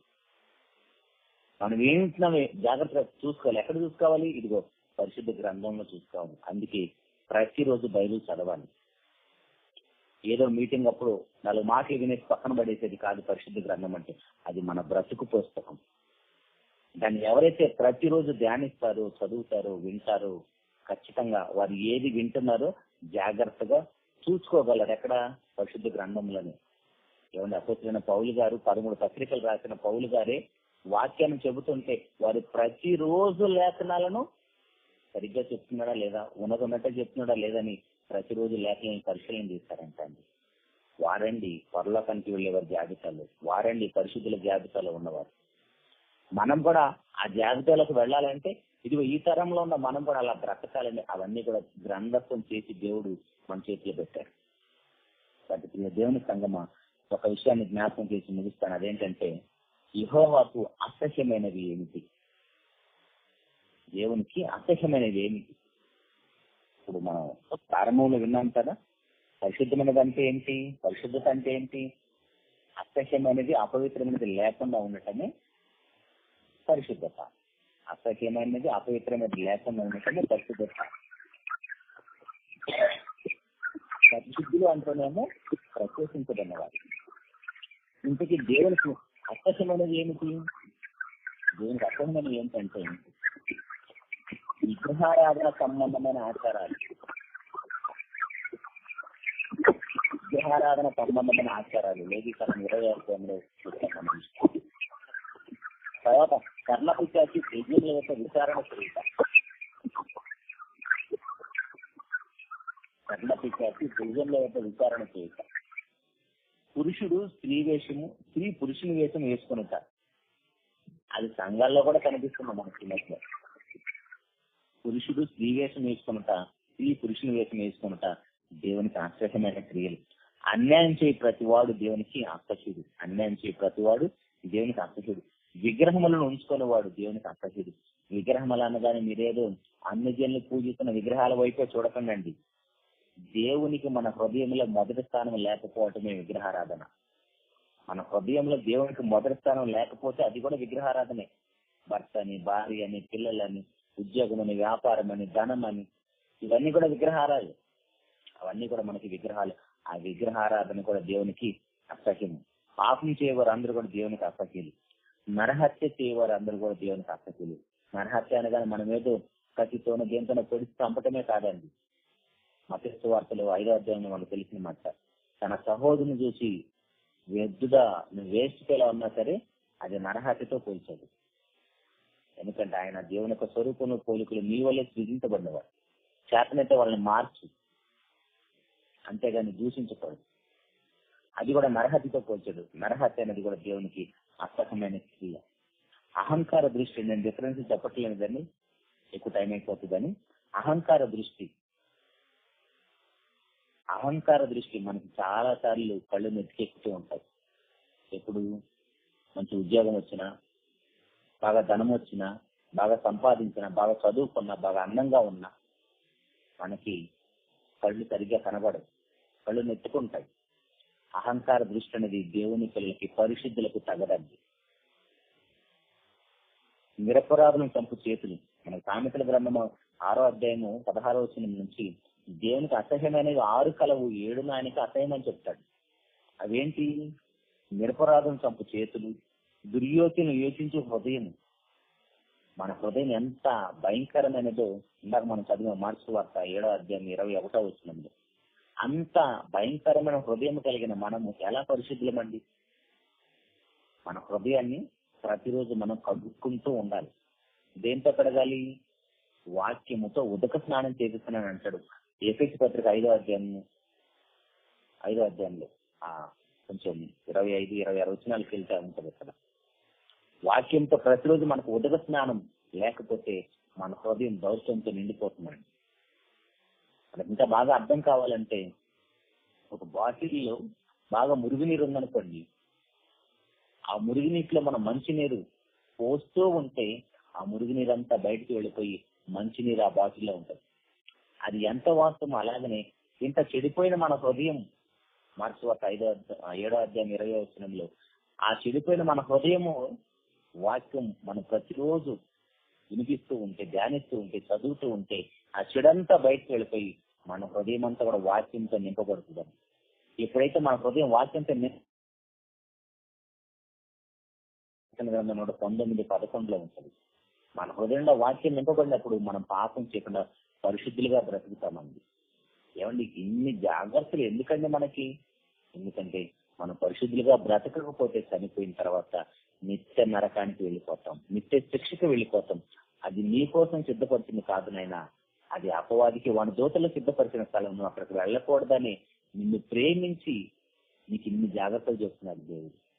అతి దేవుని సంగమా, మనమంటే దేవునికి ఎంత ఇష్టమో, ఎంత ప్రేమో చూడండి. అందుకే మన హృదయాన్ని ప్రతిరోజు వాక్యంతో కడుక్కుంటూ ఉండాలి. దుర్యోచన ఎప్పుడు కూడా మన హృదయంలో ఉండకూడదు. కీడు చేటుకు త్వరపడి పరుగులెత్తి పాదములు, లేని వాటిని పలుకు అబద్ధ సాక్షి. ఊరికినే కల్పించేస్తూ ఉంటాం. ఇప్పుడు మన పిల్లలు చిన్న పిల్లలుగా ఉన్నప్పుడు ఉన్నది లేనిది కల్పించి మాట్లాడుతున్నారు అనుకుని వింటానికి చాలా బాగుంటది, ఇంట్రెస్ట్ గా కూడా వింటాం కూడా. అదే వయసు పెరిగిన తర్వాత లేనివి కల్పించి చెప్తూ ఉంటే 4 పడతాం. ఎందుకు? అది తల్లిదండ్రులుగా మనకు నచ్చదు. అలాంటిది పరిశుద్ధుడైన దేవుని ఎదుట మనం లేని వాటిని కల్పించి మాట్లాడుతూ సంఘాలను, సమాజాలను, మనుషులు మోసం చేస్తూ ఉంటే దేవుడు అసహించుకుంటాడు మనం. కాబట్టి లేని వాటిని మనము పలకకూడదు, అబద్ధ సాక్ష్యం మనం పలకకూడదు. అన్నదమ్ముల జగడములు పుట్టించువారు, అన్నదమ్ముల జగడములు పుట్టించటం. తర్వాత దొంగతనాలు, వేయింగ్ మిషన్లు అన్ని కూడా ఏదో ఒక సమస్యలతోనే ఉంటాయి. ఒకవేళ మనలో ఎవరైనా వ్యాపారాలు చేసేవాళ్ళు ఉంటే. మూర్ఖ చిత్తులు, అబద్ధము ఆడవారు, భక్తిహీనులు అర్పించే బలులు అవి తిన్నా సరే మనం అసత్యులమే. అట్టని అవేమన్నా అపవిత్రమైపోయాయా? విగ్రహాల దగ్గర పెట్టిన ఆ పదార్థాలు ఏమైనా పాడైపోతున్నాయా? అదేమైనా ఎంగిల్ చేసిన విగ్రహం? మరి ఎందుకు? అర్పించిన వాళ్ళు భక్తిహీనులు కాబట్టి. ఈ మహావిశ్వములో ప్రతి పదార్థాన్ని కలుగజేసింది నా తండ్రే. అది మన వాడుకోవటం కోసమే. మనుషుల చేత చేయబడిన విగ్రహం దగ్గర పెట్టడం వల్ల అదేమీ ఎంగిల్ చేయలేదు, అవే అపవిత్రపరచబడలేదు, అది తినలేదు. మరి ఎందుకు వాటిని మనం తినకూడదంటే ఆ బలులు అర్పించిన వాళ్ళు భక్తిహీనులు కాబట్టి. ఆ బలు అర్పించిన వాళ్ళు భక్తిహీనులు కాబట్టి అలాంటివి మనం తిన్నా సరే దేవునికి మనం అక్కర్షణీయం. భక్తిహీనుల మార్గము యెహోవాకు హేయము, దురాలోచన దేవునికి హేయము, అన్యాయపు తీర్పు దేవునికి హేయము, అన్యాయంగా ఒకరు చుట్టూ కొట్టుకున్నట దేవునికి హేయము. గర్వం ఇది మనకు కనబడకుండా చాలా ఎక్కువగా ఉంటదండి. అహంకార దృష్టి అలాంటిది, గర్వం కూడా అలాంటిది. మన సంఘం గురించే మాట్లాడుతున్నాం, బయట విషయాలు పక్కన పెట్టేస్తే. సంఘంలో బాగా పాట పాడినా మనకు గర్వం వస్తుంది, బాగా వాక్యం చెప్పినా మనకు గర్వం వస్తుంది, బాగా ప్రార్థన చేసినా గర్వం వస్తుంది, దేవుని సువార్తని మీతో 4 డబ్బులు ఖర్చు పెట్టినా మనకు గర్వం వస్తుంది. నా అంతటి వాళ్ళు లేడంటాం. అది దేవుడు మనకి ఇచ్చిన మహాభాగ్యం అనుకోవాలండి. మనం పాట పాడినా, ప్రార్థన చేసినా, వాక్యం చెప్పినా, దేవుని పని కోసం 4 రూపాయలు ఖర్చు పెట్టినా అది మహాభాగ్యం అనుకోవాలి. దేవుడు నాకు ఇచ్చిన భాగ్యం అనుకోవాలి. అంతేగాని దానివల్ల మనకు గర్వం రాకూడదు. అది కూడా దేవునికి అసహ్యం. ఇంకా లోకంలో ఉన్న గర్వాలన్నీ కూడా మనకు తెలుసు కాబట్టి దాని గురించి మనం మాట్లాడుకోవాల్సిన అవసరం లేదు. అబద్ధ ప్రమాణం దేవునికి అసహ్యం. భార్యను విడనాడుట కూడా దేవునికి అసహ్యం అండి. మలాకి గ్రంథం 2:16 ఉంటది. భార్యను విడనాడుట కూడా దేవునికి అసహ్యమైన క్రియ. ఎందుకంటే వారు ఏక శరీరం, భార్య భర్తలు ఇద్దరు ఏక శరీరం. భార్య ఏదో తప్పు చేసిందని, భర్త ఏదో తప్పు చేసిందని విడాకుల కోసం కోర్టు మెట్లు ఎక్కుతున్న క్రైస్తవులారా, మీరు ఏక శరీరం అన్న సంగతి మర్చిపోయారు. ఇప్పుడు నీ ఒక చెయ్యి బాగోలేదనుకోండి, నీ చెయ్యి దొంగతనం చేయడానికి పరిగెడుతుంది అనుకోండి, వేరే వారి సొత్తును లాక్కోవడానికి పరిగెడుతున్నారు, ఆ చేతిని కట్ చేసుకుంటావా? కట్ చేయలేవు. ఎందుకంటే అది నీ శరీరం ఒక భాగం. మరి నీ భార్య, నీ భర్త కూడా నీ శరీరం ఒక భాగం. వారు ఏక శరీరం అన్నాడు. మనకి వివాహం చేసేటప్పుడు సేవకులు అవే విషయాలు మనకి గంటల తరబడి వాక్యాన్ని చెప్పిన తర్వాతే మనల్ని భార్య భర్తలుగా తాళి కట్టిస్తారు. మరి ఆ విషయాన్ని పక్కన పెట్టేసి భర్త బాగలేడు, భార్య బాగలేడు అని క్రైస్తవులు కూడా కోర్టు మెట్లకి విడాకులు తీసుకుంటున్నారు. ఒకరు చనిపోయేంత వరకు ఇంకొకరు ఒంటరిగా ఉండటానికి, విడనట్టడానికి పర్మిషన్ దేవుడు ఇవ్వలేదండి. అఫ్కోర్స్ కొంతమంది వాక్యాన్ని అడ్డం పెట్టుకొని ఏదేదో రిఫరెన్సులు చూపించేసి సమాజాన్ని, సంఘాన్ని పాడు చేస్తున్నారు, మోసం చేస్తున్నారు. అది పక్కన పెట్టేసేయండి. దేవుడు ప్రారంభంలో అవ్వ ఆదాముల్ని కలిగి చేసినప్పుడే వారు ఏక శరీరం అని చెప్పాడు. ఇప్పుడు భర్త బాగలేదు, భార్య బాగలేదు అని పక్కన పెట్టేస్తామంటే అర్థం ఏంటి? నీ శరీరంలో అవయవాలు ఏదైనా పాడైపోతే కట్ చేసుకుంటావా, బాగు చేసుకుంటావా? అది ఎంత వాస్తవమో చూడండి. ఎఫెసీ పత్రిక 5వ అధ్యాయంలో కూడా సంఘాన్ని ప్రభువైన యేసుక్రీస్తు వారు భర్తగా, సంఘము భార్యగా పోల్చినప్పుడు ఆ మాట చదువుదామండి. ఎఫెసీ పత్రిక 5వ అధ్యాయము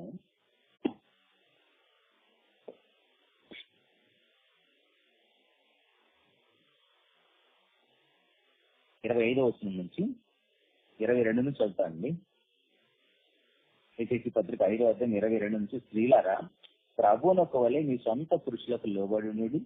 క్రీస్తు సంఘమునకు శిరస్సు ఎన్నలాగున పురుషుడు భార్యకు శిరస్సు ఎన్నాడు. క్రీస్తే శరీరానికి రక్షకుడై ఉన్నాడు. సంఘము క్రీస్తుకు లోబడినట్టుగా భార్యలు కూడా ప్రతి విషయంలో తమ పురుషులకు లోబడవలెను. పురుషులారా మీరును మీ భార్యను ప్రేమించుడి. పురుషులారా మీ భార్యను ఎలా ప్రేమించాలంటే వెంటనే యేసు ప్రభువుని తీసుకొచ్చి పెడుతున్నాడు. పురుషులకి దేవుడు ఇస్తున్న చట్టం ఏంటంటే పైన భార్యలో చెప్పాడు. యేసుక్రీస్తు ప్రభువు తండ్రి దేవునికి ఎలా లోబడ్డాడో ప్రతి భార్య కూడా తన భర్తకు అలా లోబడాలని చెప్పి వెంటనే పురుషులకి ఏమని చెప్తున్నాడు? ఇదిగో యేసు ప్రభువు సంఘాన్ని ఎలా ప్రేమించాడో ప్రతి పురుషుడు కూడా భార్యను అలా ప్రేమించాలని చెప్తున్నాడు. ఎలా ప్రేమించాడంట? క్రీస్తు కూడా సంఘమును ప్రేమించి అది కళంకమైన, ముడతైన, అటుది మరేదైనా లేక పరిశుద్ధమైనది గాను, నిర్దోషమైనది గాను, మహిమ గల సంఘం గాను ఆయన తన ఎదుట దాన్ని నిలబెట్టుకొనవలని వాక్యముతో ఉదక స్నానం చేత దాన్ని పవిత్రపరిచి పరిశుద్ధపరచుటకై దాని కొరకు తను తాను అప్పగించుకొని సంఘం కోసం యేసుక్రీస్తు ప్రభువారు తనను తాను అప్పచెప్పుకొని పవిత్రపరిచి పరిశుద్ధపరిచాడంటండి. మరి నీ భార్య బాగలేదని, నీ భార్య ఏదో తప్పు చేసి నన్ను విడనాడుతున్నావు అంటే అర్థం ఏంటి? నువ్వు క్రీస్తు ప్రభు వారి వల్ల నీ భార్యను ప్రేమించలేదని అర్థం.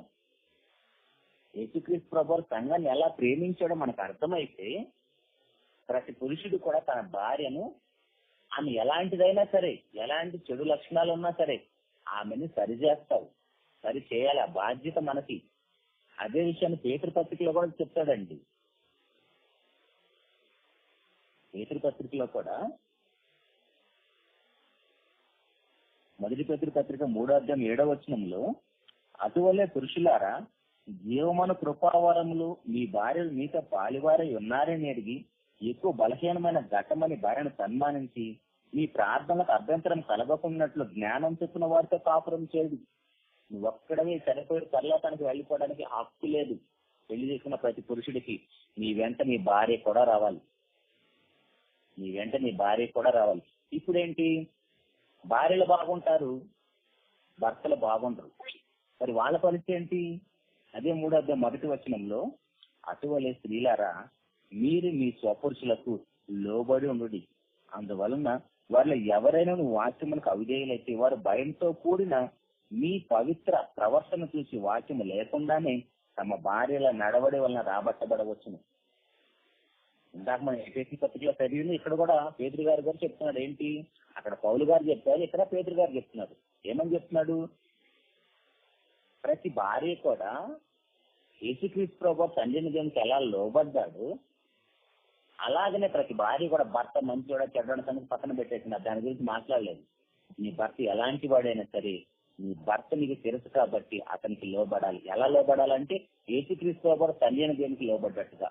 అలా నువ్వు ప్రతి విషయంలో సమస్త ప్రవర్తన అలా లోబడితే ఆటోమేటిక్ గా నీ భర్తకి నువ్వు వాక్యం చెప్పకపోయినా సరే నీతో పాటు నీ పరలోకానికి వస్తాడు. ఎందుకంటే నువ్వు అంతగా లోబడ్డావు కాబట్టి. కిందేమో పురుషుడికి ఏమని చెప్పాడంటే, ఈ భార్యని యేసుక్రీస్తు ప్రభువారు ఎలాగైతే సంఘాన్ని ప్రేమించాడో అలా ప్రేమించమని చెప్పాడు. దేవుని సంఘమా, ఇలా భర్త భార్య ఒకరినొకరు ప్రేమించుకుంటూ ఒకరి తప్పులు ఒకరు సరి చేసుకుంటూ దిద్దుకుంటూ ఉన్నప్పుడు వారు ఏక శరీరంగా ఉంటారు. అలా వారు ఏక శరీరంగా వారి జీవితాలు కట్టుకుంటున్నప్పుడు వారిని చూస్తున్న పిల్లలు ఎలా పెరుగుతారండి? అంతే పరిశుద్ధులుగా పెరుగుతారు. అప్పుడు ఆ కుటుంబం అంతా ఎలా కనబడుతుంది? దేవునికి ఆశీర్వదించబడిన కుటుంబంలాగా, పరిశుద్ధ కుటుంబంలాగా కనబడుతుంది. అదండి సంఘం అంటే, అదండి దేవుని కుటుంబం అంటే. కానీ మనమేమో భర్త భార్యలు గొడవపడుతూ ఉంటాం, తల్లిదండ్రులు పిల్లలు గొడవపడుతూ ఉంటాం. మనల్ని చూసి పక్కింటి వాళ్ళు, మనల్ని చూసి పొరిగింటి వాళ్ళు, లేదా మన ఉద్యోగ వ్యాపారాలు చేస్తున్నా అక్కడ మనం చూసి ఏం నేర్చుకుంటారండి? అంటే మన మీద ఎన్ని బాధ్యతలు ఉన్నాయి చూడండి. ప్రియ దేవుని సంఘము, పరిశుద్ధులుగా బ్రతకటం అంటే అంత చిన్న పనేమి కాదు. అయినా సరే బ్రతకొచ్చని నిరూపించడానికి పరిశుద్ధాత్మను మనకి దేవుడు సంచికరువుగా ఇచ్చాడు కదా. ఖచ్చితంగా పరిశుద్ధులుగా బ్రతుకుతారు. ఎందుకంటే మన తండ్రి పరిశుద్ధుడు. ఆయన పిల్లమైన మనం కూడా పరిశుద్ధులుగా ఉండాలని దేవుని కోరిక. ఆ యొక్క దేవుని కోరికను మనమంతా కూడా గుర్తు పెట్టుకొని, దేవుడు తన స్వభావానికి వ్యతిరేకంగా ఏదీ చేయడు. అలాగనే ఆయన గురించి ఆయనకు బాగా తెలుసు. అలాగనే మన గురించి మనకు బాగా తెలిసినప్పుడు మనం ఎక్కడ కూడా దేవునికి ఆకాశమైన అపవిత్రమైన పనులు ఏది చేయకుండా అప్పుడు మన పరిశుద్ధులుగా బ్రతుకుతాం. దేవుని వల్ల కష్టపడతాం, అపోస్తుల వల్లే శ్రమ పడతాం. అప్పుడు మనం దేవునికి వారసులం అవుతాం, క్రీస్తుతోటి వారసులం అవుతాం. అలాంటి కృప తండ్రి దేవుడు మనందరికీ అనుగ్రహించాలని మనస్ఫూర్తిగా కోరుకుంటూ ఈ యొక్క సందేశాన్ని ముగిస్తున్నానండి. మాట ప్రార్థన చేసుకుందాం. మహోన్నతుడా, మహాపరిశుద్ధుడా, జీవం కలిగిన మా నాయన, స్తోత్రాలు తండ్రి. ఈ మాటలు వింటున్నప్పుడు, ధ్యానిస్తున్నప్పుడు, చదువుతున్నప్పుడు మీరు మమ్మల్ని ఎంతగా ప్రేమిస్తున్నారు ఆ మాటలు వింటుంటే అర్థమవుతుంది తండ్రి. మీరు ఎంత పరిశుద్ధులు, ఈ పిల్లమైన మేము కూడా అంతే పరిశుద్ధులుగా ఉండాలని, మాలో ఏవైతే లోపాలుగా కనబడుతున్నాయో ప్రతి లోపాన్ని మాకు ఎత్తి చూపిస్తూ దాన్ని సరి చేసుకోవడానికి మార్గాన్ని కూడా చూపిస్తున్నావు. అందరి బట్టి స్తోత్రం తండ్రి. ఎక్కడ మేము మరలా అంధకార సంబంధం అధికారులకు వెళ్ళిపోతాము, లోకాశలో పడిపోతాము అని పరిశుద్ధాత్మను ఒక సంచకరువుగా ఇచ్చి ఆయన సహాయంతో మేము పరిశుద్ధ జీవితాన్ని కొనసాగించడానికి ప్రతినిత్యం వాక్యంతో మాకు ఉదక స్నానం చేపిస్తున్నారు. అందుని బట్టి కూడా స్తోత్రాలు తండ్రి. కాలుకు అయోగ్యుడనైనా నేను మీ పిల్లలతో మీ మాటలు పంచుకోవడానికి నాకు ఇచ్చిన భాగ్యాన్ని బట్టి స్తోత్రం తండ్రి. అన్నాల్లో వచ్చిన ఆ సందర్భంగా మీరు మాట్లాడితే లేక నన్ను క్షమించండి తండ్రి. అంతగా మీకు వాక్యం నాకు నేర్పండి నాయన. నేను బ్రతుకుతూ నా కుటుంబాన్ని బ్రతికిస్తూ శరీరం ఉన్నంతకాలం తండ్రి మీ నామానికి మహిమకరంగా బ్రతుకు కృపను అనుగ్రహించండి తండ్రి. ఈ సమయంలో తండ్రి వాక్యాన్ని విన్న మీ బిడ్డలందరినీ బట్టి స్తోత్రం తండ్రి. ఎవరు శ్రద్ధగా విన్నారో మాకైతే తెలియదు తండ్రి. మీ ముఖం వచ్చిన చూసుకోవటం లేదు. విన్నవారు అందరి హృదయాల్లో ఆ మాటలు నాటబడిలాగా ఆ మాటల ప్రకారం వారి జీవితాలు మార్చుకొని దిద్దుకుని మీరు ఎంత పరిశుద్ధులు మీ పిల్లలైనా వీరందరూ కూడా అంతే పరిశుద్ధులుగా బ్రతుకుటకు ఒక మంచి నిర్ణయం కలిగి ముందుగా వారి గురించి వారు బాగా తెలుసుకొని దానికంటే ముందు మీ గురించి బాగా తెలుసుకొని మీ పిల్లలు మేమందరూ కూడా అంతే పరిశుద్ధిగా బ్రతుకు కృపను అనుగ్రహించండి తండ్రి. దాని యొక్క కార్యక్రమం కోసం ప్రత్యక్షంగా పరోక్షంగా దాని కుటుంబాన్ని బట్టి అవసరం తండ్రి. మీ పిల్లల తండ్రి ఎలాగైనా పరిశుద్ధులుగా బ్రతికించటానికి వారి కుటుంబం అంతా తండ్రి ప్రయాసపడుతుండగా ఆ కుటుంబాన్ని బట్టి కూడా మీకే స్థితులు స్తోత్రాలు తండ్రి. వారికున్న ఆసక్తిని బట్టి స్తోత్రాలు నైనా. మీ బిడ్డలకు సంపూర్ణమైన ఆరోగ్యాన్ని ఇవ్వండి తండ్రి. వారి యొక్క పని పట్ల పూర్ణుడిగా ఉంచండి. వాక్యాన్ని ఉన్న మీ బిడ్డలు ఎవరికైనా అనారోగ్య సమస్యలతో మీకు దేగలతో ముట్టి స్వస్థపరచడం మీ చిత్తమైతే ప్రభు రాపడాల్సినది మరోసారి ఈ విధంగా కలుసుకొని అనేకమైన విలువైన మాటలు మేము నేర్చుకొని మీకు మరింత దగ్గర ఒక కృపను అనుగ్రహించండి. సమస్త మహిమ ఘనత ప్రభావాలను మీకు ఆరోపిస్తూ మీ యొక్క ప్రియకుమారుడు ఆ ప్రభు యేసుక్రీస్తు వారి పరిశుద్ధమైన నామంలోని ప్రార్థించి అడిగి వేడుకుంటున్నాము తండ్రి. ఆమె అందరికి వందనాలండి. Thank you very much. కరుణకు తండ్రి అయిన దేవుని ప్రేమ, లోక రక్షకుడు, పాప విమోచకుడైన యేసుక్రీస్తు వారి దివ్య కృప, మనుషులందరికీ ఆదరణకర్త అయిన పరిశుద్ధాత్మని నిత్య సహాయం సహకారం చేరుకూడి వచ్చిన మీ అందరి కుటుంబానికి సదాకాలంతో అయింది కేవలం పర్లకు తండ్రి కొరకు జీవింపు చేయండి. ఆమె పిల్లారా, మరి చక్కని అంశాన్ని విన్నాం. మరి దేవుడు కూడా చక్కగా వినడానికి మంచి ప్రవరించాడు. మరి సోదరులు అన్నట్టుగా 4 గంటలకు ఏమో కాల్ చేశానని అంటున్నారు. అయితే ఈ సిక్కిం అనే రాష్ట్రానికి ఈ ప్రకృతి వైపరీత్యాల వల్ల మంచిదండి. మరి చక్కని విశేషమైనటువంటి సంఘటనలు వినిపించిన తండ్రి దేవునికి వీళ్ళు మనసారా కృతజ్ఞతాస్తుతులు చెల్లించుకుంటున్నాం. అన్న పరిశుద్ధత అంటే ఏమిటి?